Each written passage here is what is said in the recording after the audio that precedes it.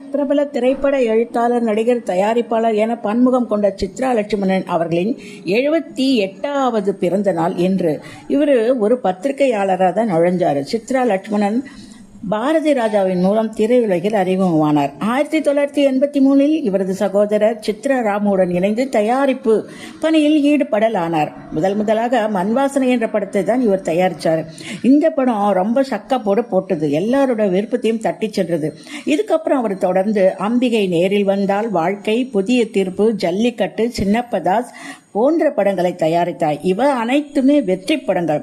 அதே போல கமலஹாசன், நிரோஷா நடித்த சூரசம்ஹாரம், பிறகு நக்மா நடித்த பெரிய தம்பி, பிரபு நக்மா நடித்த பெரிய தம்பி, கார்த்திக் முத்ராம் நடித்த சின்ன ராஜா ஆகிய படங்கள்லாம் நல்லா இவர் இயக்கியிருக்கிறாரு.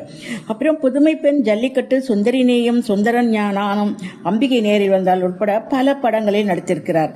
அது மட்டும் இல்லைங்க, ஒரு நடிகரா உத்தம வில்லன் திரைப்படத்தில் நடித்திருக்கிறார். கமலஹாசனுடன் சூரசம்ஹாரம், பிரபுவுடன் பெரிய தம்பி மற்றும் கார்த்திக்குடன் சின்னராஜா இப்படி இயக்கி நடிச்சிருக்கிறாரு. இவர் ஜப்பானில் கல்யாணராமன் நகைச்சுவை வேடம் மக்களின் பாராட்டுகளை பெற்றது.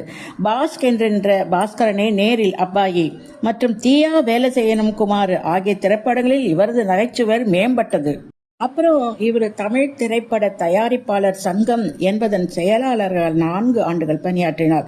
மற்றும் தென்னிந்திய திரைப்பட வர்த்தக சபை, இந்திய திரைப்பட கூட்டமைப்பு மற்றும் தமிழ் திரைப்பட இயக்குநர்கள் சங்கத்தின் நிர்வாக குழு உறுப்பினராக பல ஆண்டுகள் பணியாற்றி பொறுப்பாக எல்லாவற்றையும் செய்து வந்தார்.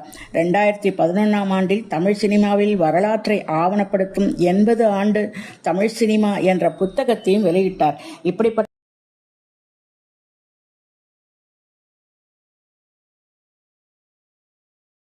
இந்த பற்றி